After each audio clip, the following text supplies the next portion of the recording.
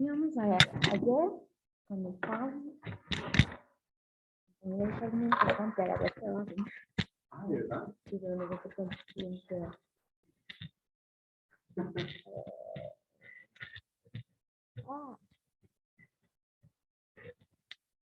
Y yo como una avanza ahí rarísima y yo, wow, interesante.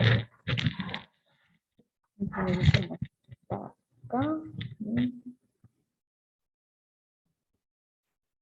A ver. Se ve como, se ve tiene como mucho zoom, oscura, ¿no? sí, ¿verdad? Bueno, yo mucho zoom también, pero no sé si de alguna forma se podrá. Mío, pero bien. No, no, no. Igual, bueno, eso se le puede hacer, ¿verdad? Puede ser como la abajo. Puede que sí. Tratar de un poquillo más para atrás. Como que a ver un poco, la cosita de bien.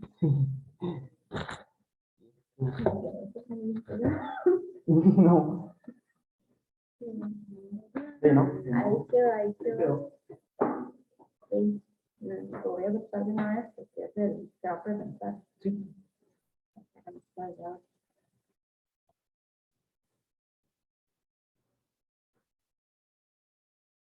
Hola, buenos días, José. ¿Qué tal? ¿Cómo te va?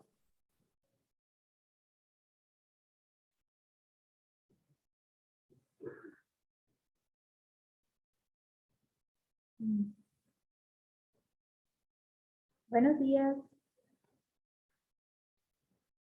Hola, ¿me escuchan? Ah, bueno, la configuración. No, no, del micrófono. Ah, la parte, ajá, ahí. Y speakers, no, ahí. ¿Ahora sí? Sí, Sí, escucha. pero. Un poco. Espera un poco. ¿No? Sí, sí. No sé cuánto es el video. Bueno, sí, sí, tiene que ser algo de aquí.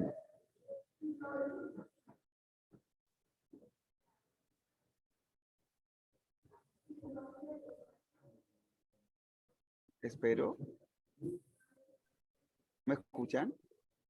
Sí, Sí se escucha, solo que aquí, digamos, en el aula estamos teniendo un problema porque se escucha un poco bajo, entonces estamos ahí arreglando el problema. Danos un momento. Ya, gracias, gracias.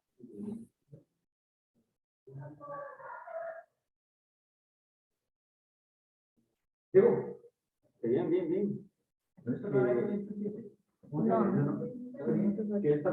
Que sí, no, es ponencia. Sí, esta es ponencia, pero esta sí está para la 508. Esta sí está para la 508. Que no escuchen, no, del lado de le viene un compartido, igual. Oiga, están grabando. Ah, bueno, claro, sí. Profesor, soy chileno, estoy en Chile, de hecho. Soy profesor de primaria, aquí en Chile le llamamos profesor de educación básica. Y con el tiempo empecé a tener distintas experiencias, exploración y trabajo con la primera infancia. Actualmente estoy trabajando fuertemente en promover el trabajo matemático en niños en la infancia temprana, es decir, de 0 a 3 años. Y hoy día quiero compartir con ustedes este trabajo, que es un trabajo de análisis a priori, que lo que busca es anticiparnos a un posible aprendizaje matemático en niños de 0 a 2 años, y en específico, el desarrollo de la capacidad de visualización. Los invito entonces a que, si tienen alguna duda, la puedan anotar, y luego al final de la presentación tenemos un espacio de diálogo y de conversación para que podamos resolver ese tipo de inquietudes. ¿Bien? Muchas gracias. El trabajo entonces se llama Visualización en infantes de 0 a 2 años, primeros años en el aprendizaje de la matemática. Ahí abajo está mi correo electrónico por si alguien tiene alguna duda o si quiere compartir alguna reflexión o quiere la presentación al final de la ponencia. Ok, la estructura de la presentación va a ser una introducción y un planteamiento de un problema. Luego vamos a comentar. Voy a compartir con ustedes también unos resultados a propósito de este análisis y unas conclusiones finales para terminar Ok. ¿Me le puedo llevar esto? Bien, primero necesitamos como tener un marco común con respecto a qué entendemos por visualizar. Visualizar es para muchos autores, podría ser entendida como una capacidad de elaborar o manipular objetos mentales elaborados de manera autónoma y creativa por cada persona, como también evocar o crear imágenes mentales. Es decir, en el fondo es un trabajo fuertemente mental, la NCTM para primaria y también el trabajo que está haciendo en Europa en infancia temprana, también consideran que en el fondo es un trabajo de una manipulación mental, de una imagen que se elabora de manera fantasiosa o se recogen elementos de la vida real y que el aprendiz utiliza.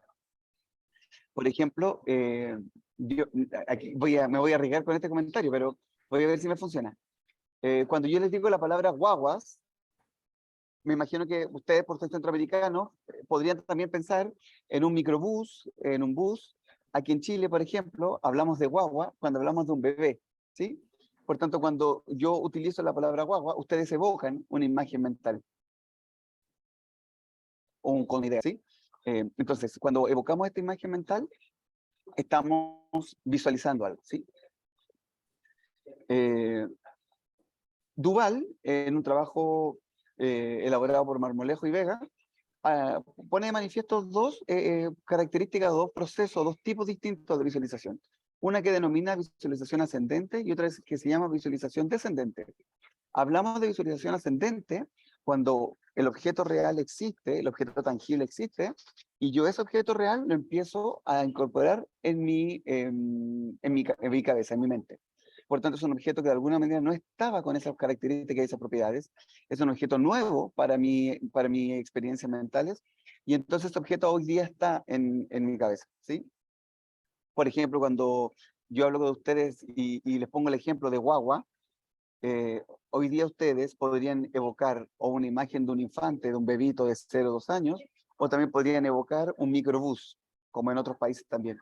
Entonces, si es que lo que les comento no era como les decía, es decir, que ustedes no le llamaban guagua a los bebés, hoy día para ustedes, al nombrar guagua, podría aparecer la imagen de un bebé. Y una visualización descendente es cuando ustedes tienen una imagen mental en su cabeza y luego de alguna manera buscan la posibilidad de encontrar esa imagen en el espacio real. Por ejemplo, eso pasa mucho en una línea de psicología, la Gestalt, cuando uno busca completar ciertas imágenes que uno ya tiene en su cabeza y busca encontrarle en la vida real. Por ejemplo, cuando uno empieza a encontrar formas a las nubes o cuando uno empieza a encontrar formas a las sombras. Finalmente las sombras en sí mismas, las nubes no tienen forma de aquello que nosotros no conocemos, más allá de ser sombras y de nubes, pero nosotros encontramos esa imagen mental y tratamos de encontrarla en la vida real, ¿sí?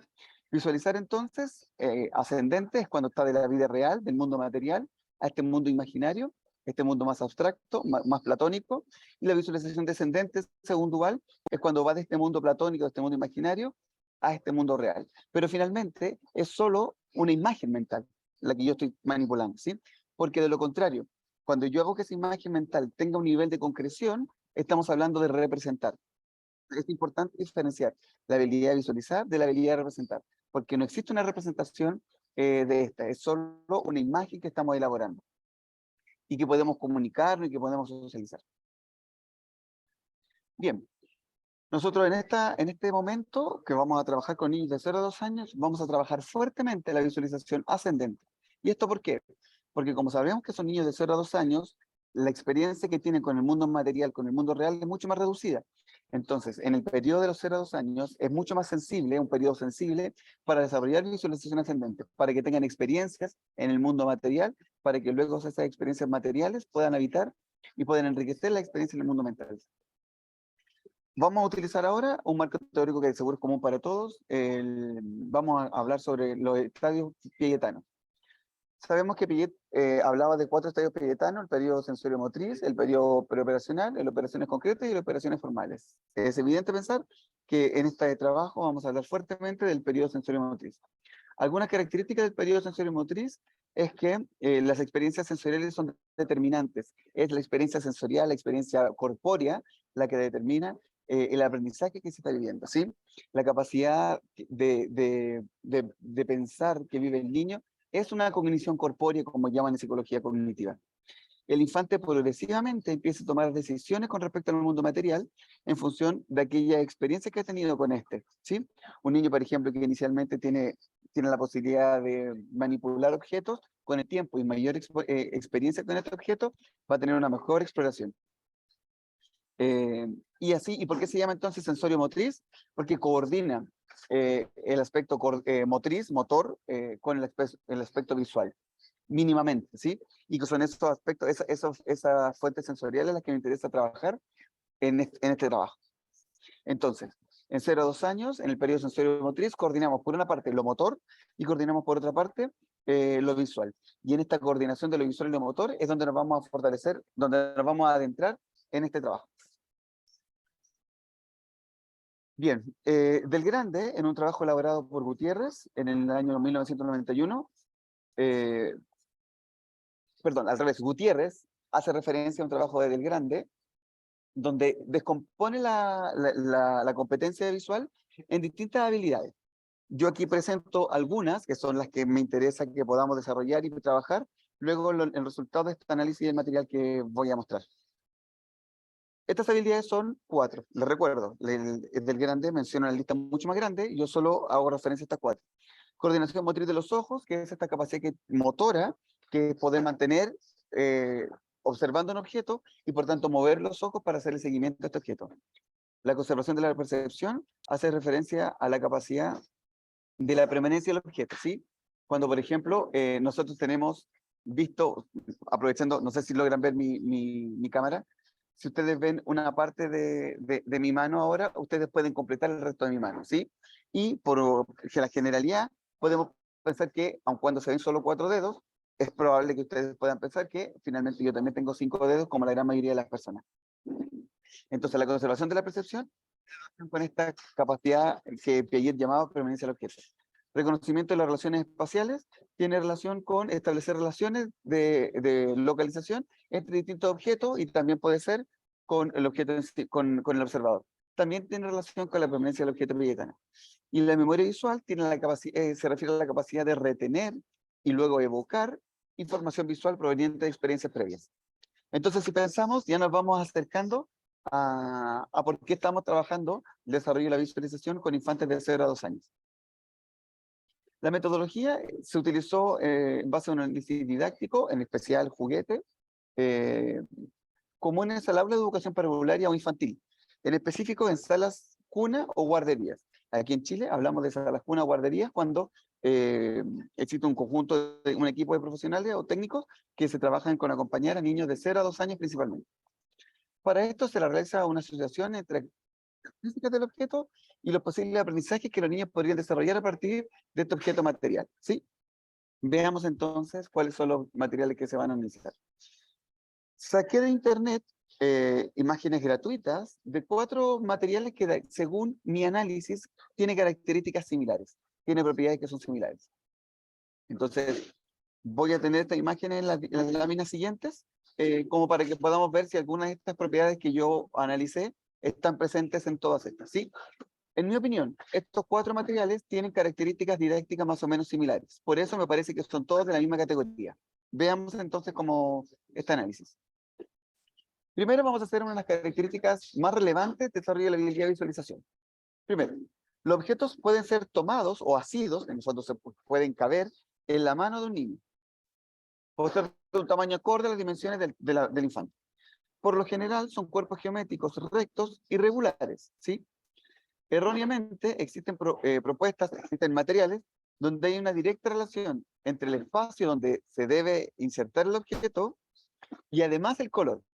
Si miramos, por ejemplo, voy a volver a la lámina anterior, en este objeto, en el ejemplo 2, vemos que los objetos tienen colores, los orificios tienen colores.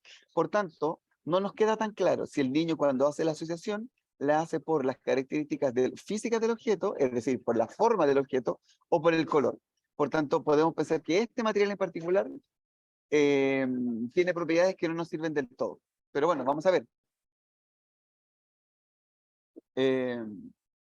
Respecto al análisis de la capacidad matemática cognitiva y o de habilidad de visualización que el infante pone en acto en la actividad matemática mientras resuelve la tarea, podemos reconocer algunas que son: cuando un infante toma un objeto eh, para dejarlo dentro de la caja, primero debe realizar una óptima coordinación de los ojos para aproximarse al objeto y por tanto estimar distancias y decidir cómo mover o rotar la mano para hacerlo de manera óptima y efectiva. Es decir, cuando tenemos un niño que está rodeado por estos objetos, primero el niño debe evaluar la distancia que tiene que tener para poder tomar este objeto.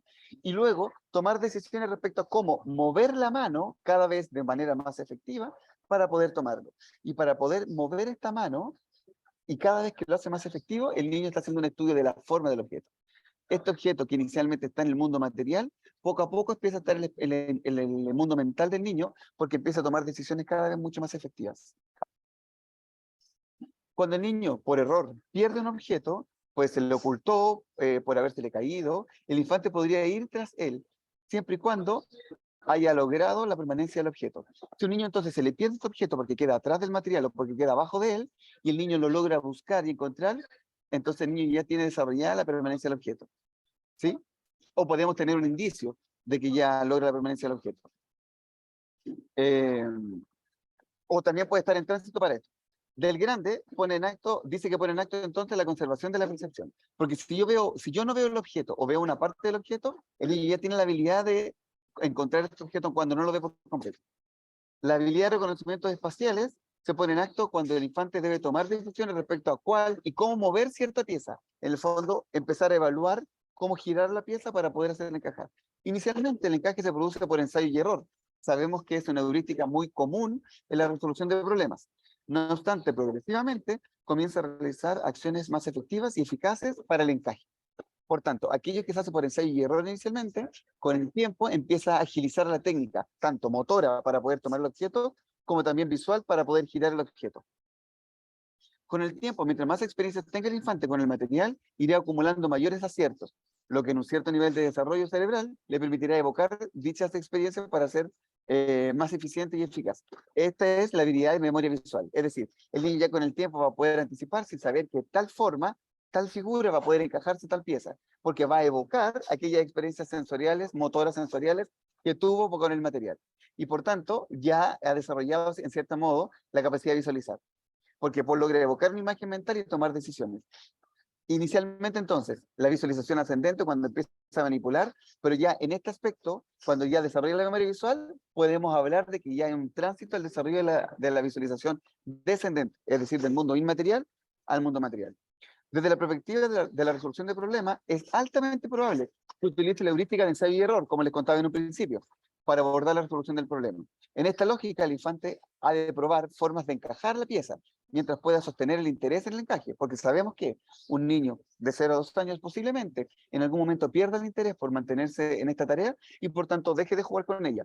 Pero no sabemos finalmente si es que ese dejar de resolver el problema está dado porque no logra resolverlo o porque finalmente la actividad ya no le parece interesante.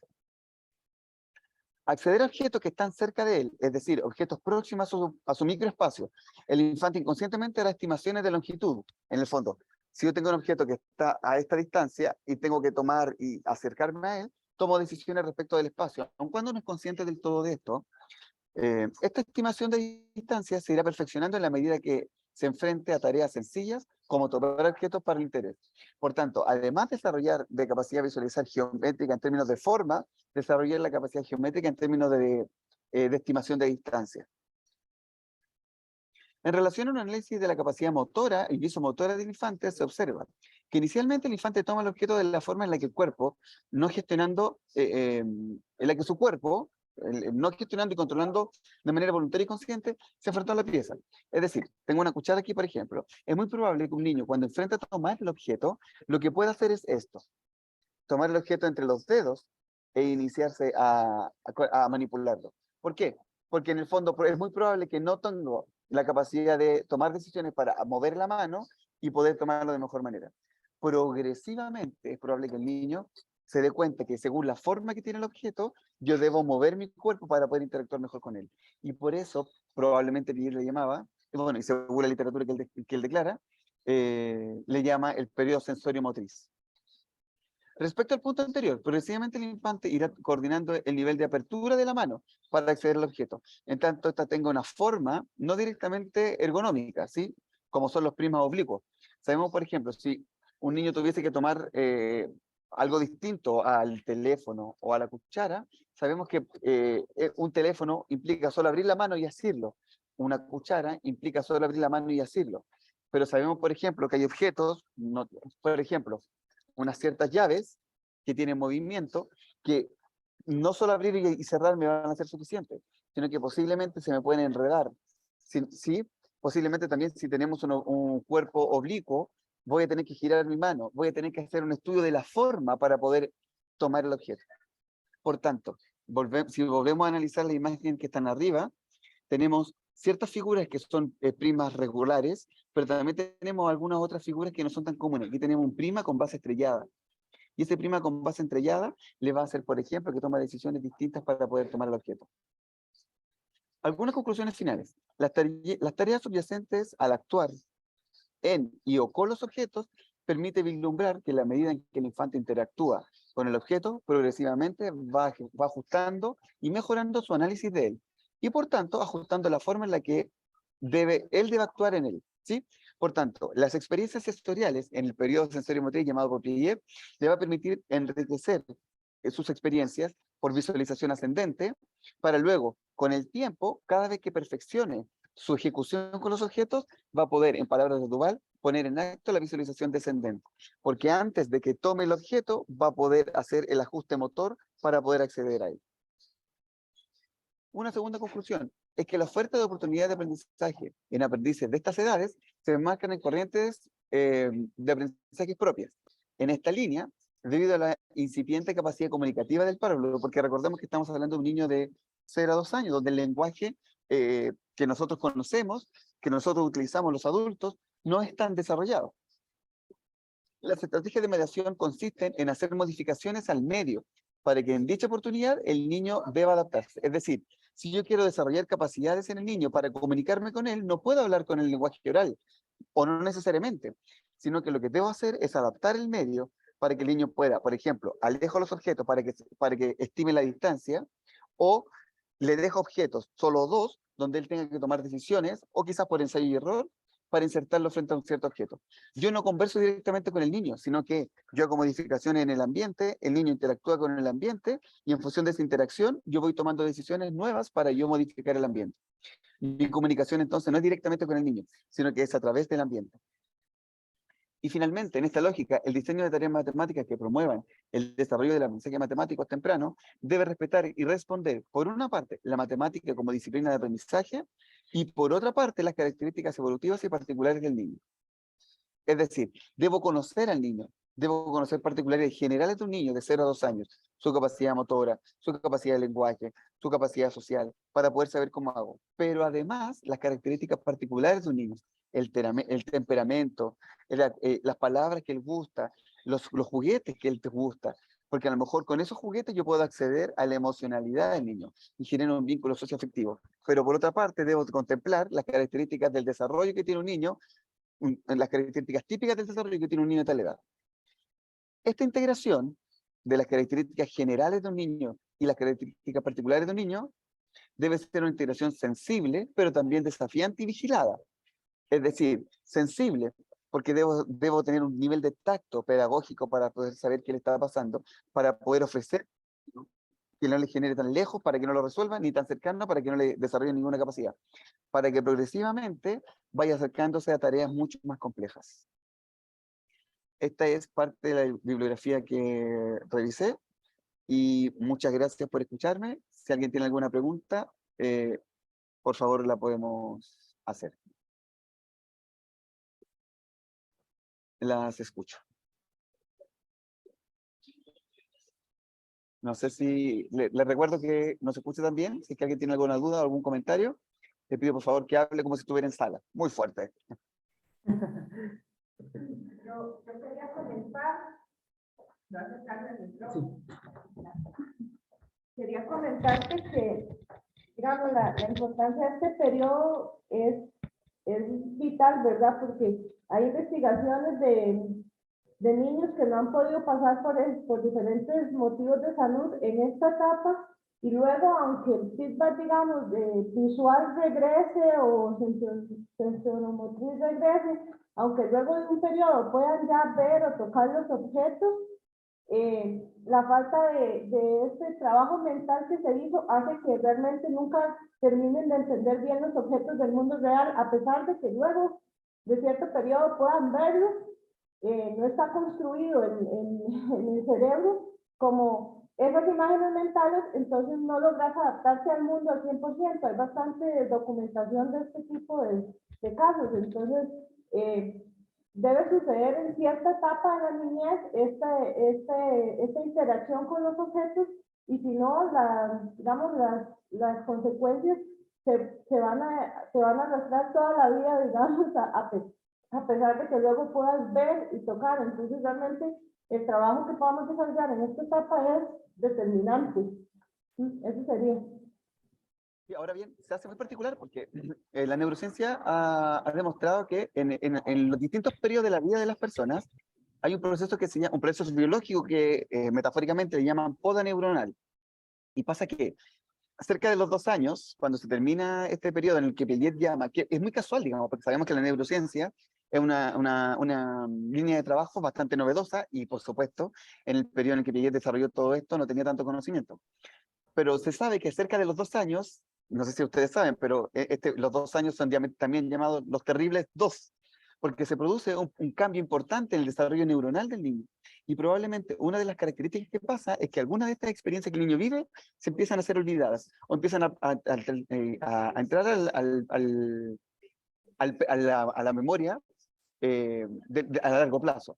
Y por tanto es posible que muchas de estas experiencias sensoriales que se vivan en los 0 a 2 años, en el periodo sensorio-motriz, el niño las olvide. Y es posible que algunas de estas experiencias sensoriales, con este trabajo, con este tipo de juguetes, con este tipo de interacciones que usted puede desarrollar, posiblemente las olvide. Pero también es posible que no. Por lo tanto, terminamos trabajando esperando que estas experiencias sean suficientes para el niño y que luego en el proceso biológico que él viva sean suficientes para poder hacer andamiajes para el desarrollo más adelante. Entonces termina siendo un trabajo muy esperanzador, pero también que nos quedamos un poco a ciegas porque no sabemos cómo van a evolucionar los distintos niños que puedan someterse a este tipo de actividades. Entonces, me hace mucho sentido lo que usted dice, porque efectivamente termina siendo un periodo muy importante, termina siendo un periodo muy enriquecedor, pero los adultos nos quedamos a ciegas, pues no sabemos cómo cada niño se va a ir desarrollando y si estas experiencias que nosotros les ofrecemos van a ser lo suficientemente significativas como para que después, al periodo de los 4 o 5 años, puedan evocarlas para poder enfrentarse a un aprendizaje geométrico. Entonces termina siendo muy noble la experiencia de trabajar con niños de 0 a 2 años. Muchas gracias por el comentario. Voy a introducir la siguiente ponencia.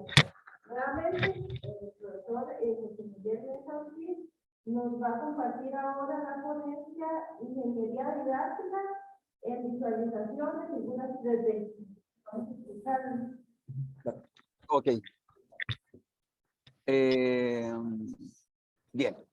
Comparto pantalla entonces, una vez más.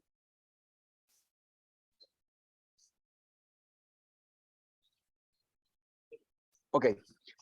Antes de comenzar, les quiero dar un poco de contexto, porque aquí evolucionamos, o sea, pasamos de los 0 a los 2 años a trabajar con adultos, y este es adultos trabajar con niños de 10 años. Contexto.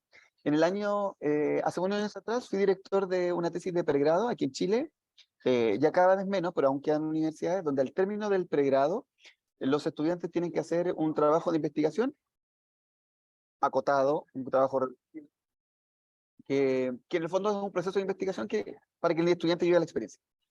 En ese periodo, yo tenía un estudiante que además era mi ayudante en las distintas cátedras que daba, y una estudiante muy aventajada. Esta estudiante decide hacer su tesis de pregrado haciendo una ingeniería didáctica, sabemos una metodología francesa, que por una parte es una metodología de investigación, pero también es un diseño para hacer un trabajo en aula. La estudiante entonces decide hacer un trabajo con estudiantes de 9, 10 años, de cuarto básico aquí en Chile, y es una ingeniería didáctica en donde desarrolla la capacidad de visualización de figura 3D, una dirección de trabajo de pregrado. Y entonces les quiero contar dos cosas. Por una parte, les quiero contar el trabajo que el estudiante desarrolló, pero al final les quiero contar la experiencia que yo viví al dirigir esta tesis, que al menos para mí fue una experiencia muy enriquecedora.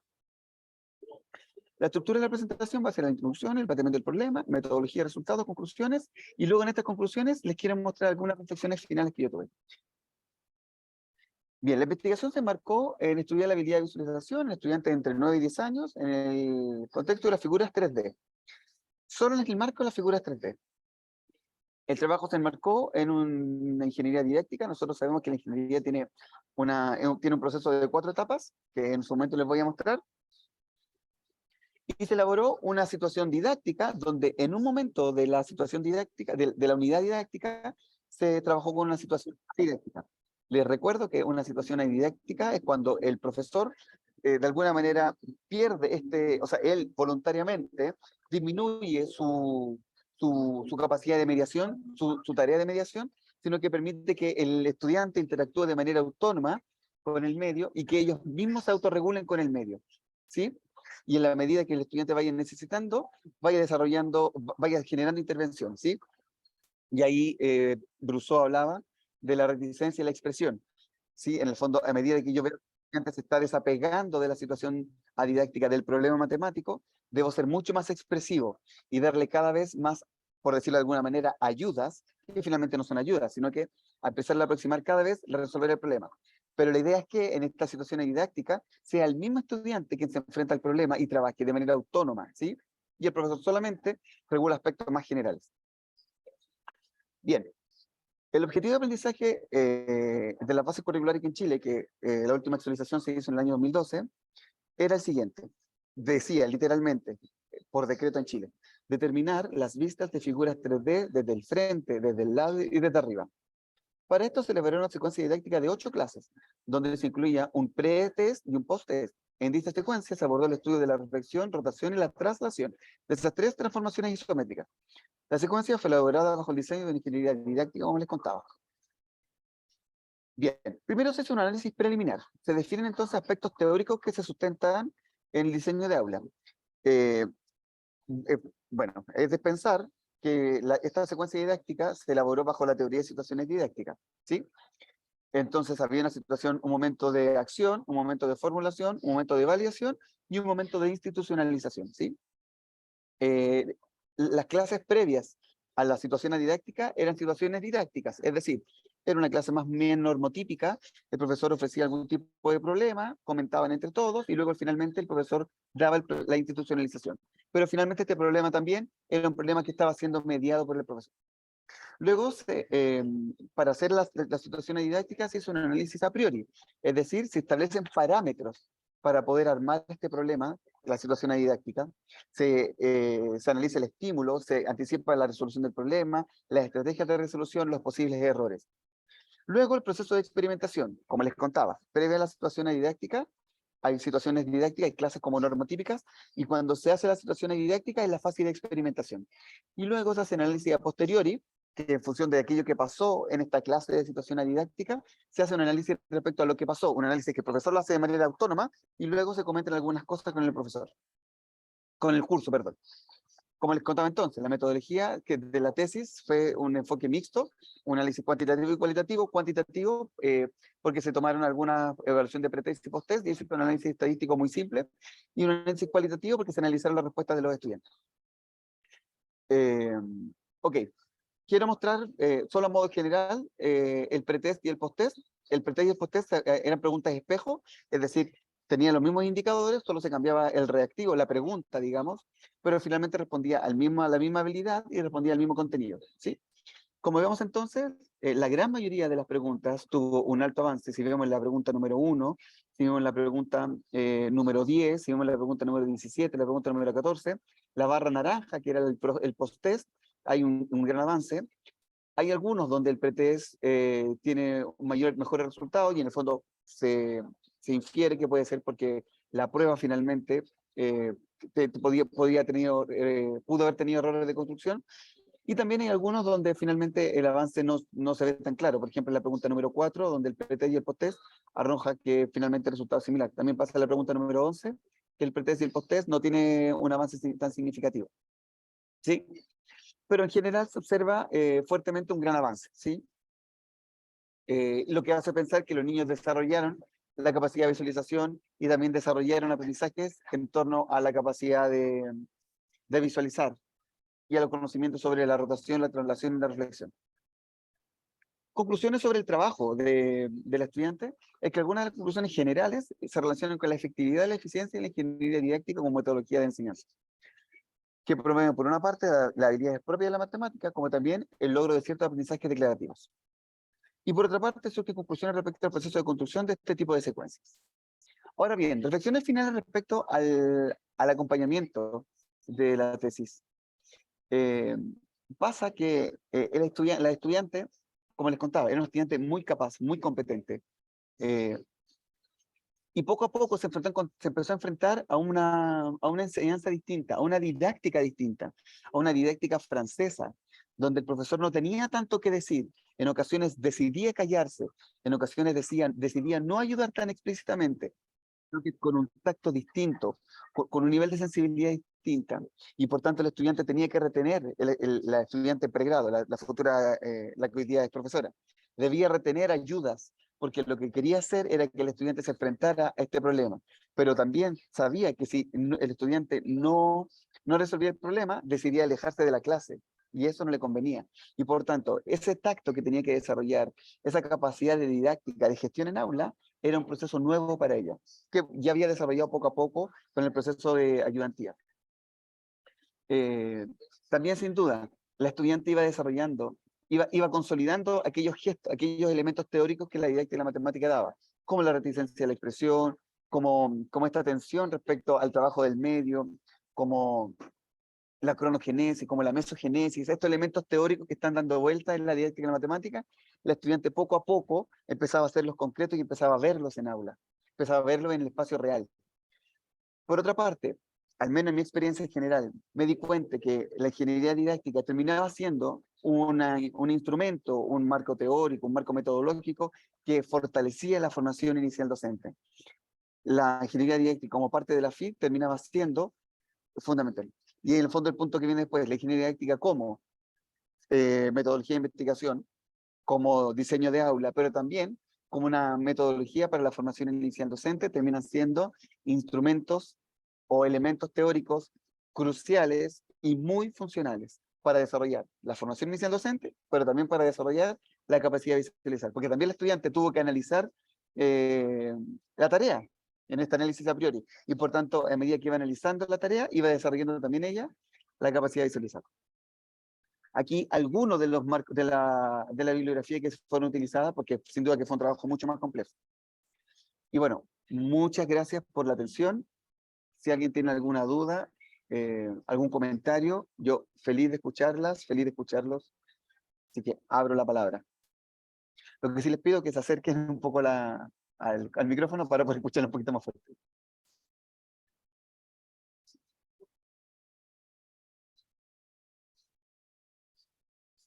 No escucho, parece que el micrófono está silenciado. El micrófono está mute. El micrófono de ustedes está mute. ¿Tenés ejemplos o a mano el pretest y el posttest como para darnos una idea del tipo de ítems que trabajó la estudiante con su aplicación?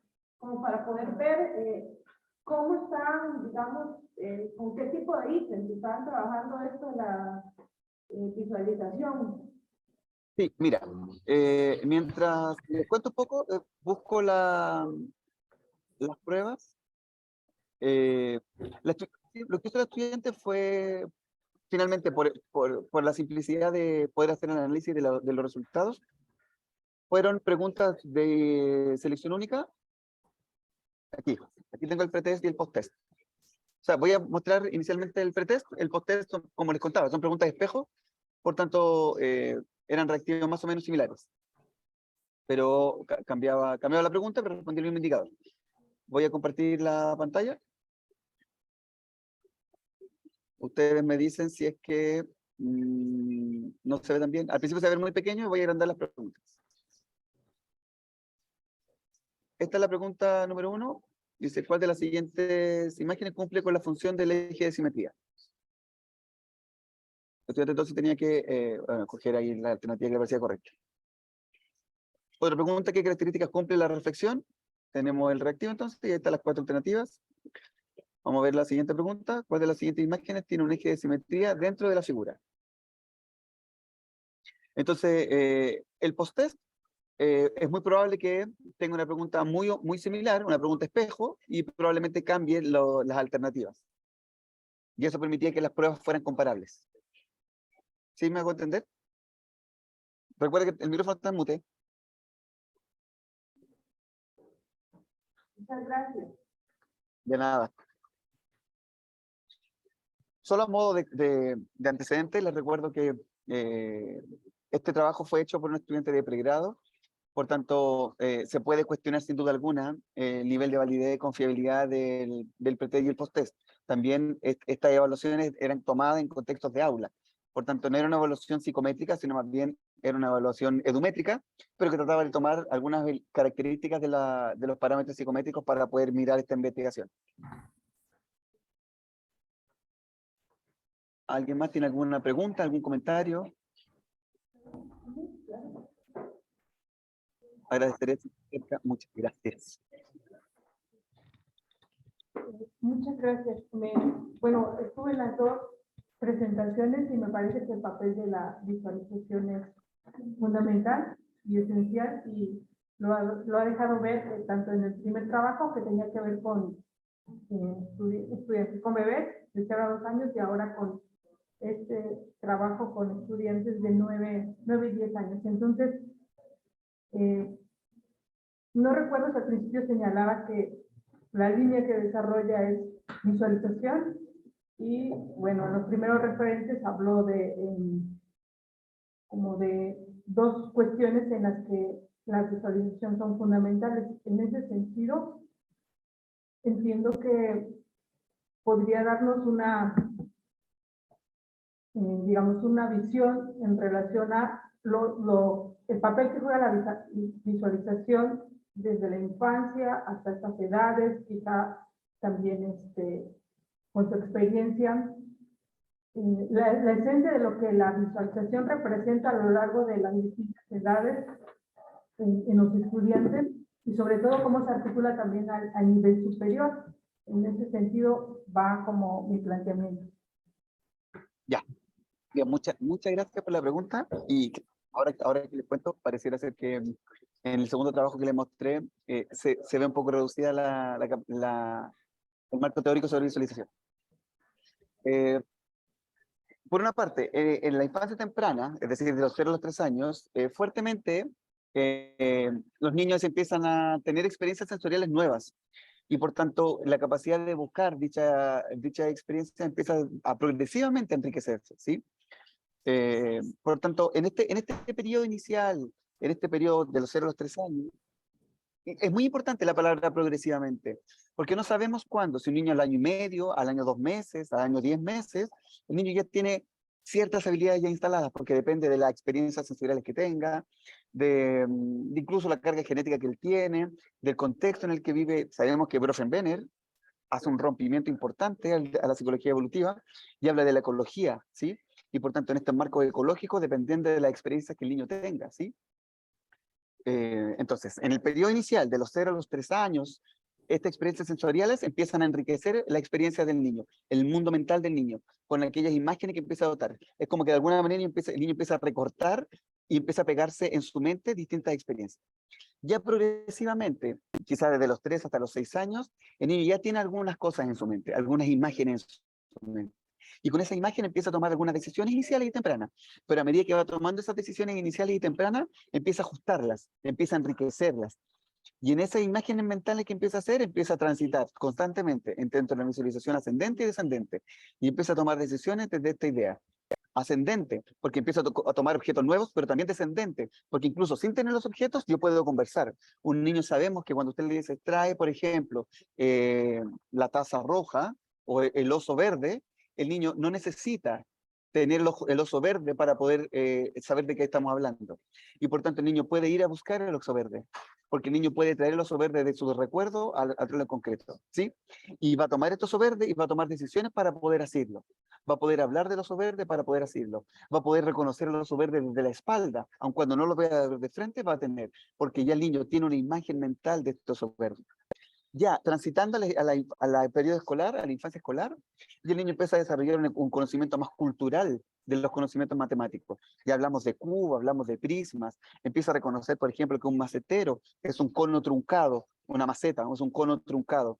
Empieza a reconocer que, por ejemplo, un televisor tiene de frente se ve como un rectángulo, si hablamos de figuras 2D, pero nos empezamos a cuestionar si finalmente esto es un paralelepípedo, porque pareciera que no es un cubo.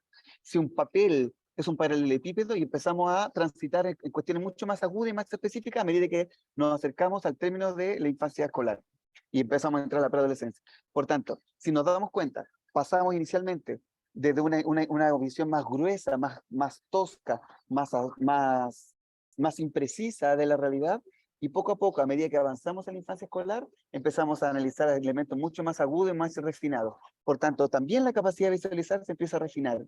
Empezamos a pensar en mucho más detalles del objeto que vamos a visualizar.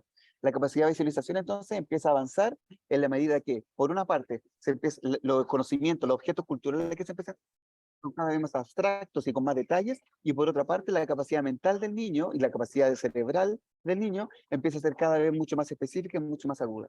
No sé si respondo en la pregunta que usted decía. Muchas gracias. ¿Alguien más tiene alguna pregunta, alguna otra duda?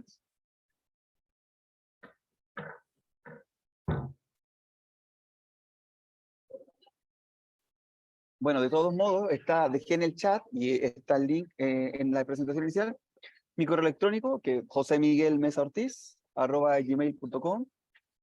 Pues si alguien quiere la presentación, si alguien quiere seguir conversando, discutiendo, alguna otra duda, yo feliz de poder conversar con ustedes. Así que está abierta la invitación. Muchísimas gracias. Muchas gracias por la ponencia. Gracias a ustedes. Chao, chao. Bueno, hasta luego. Hasta luego, chao.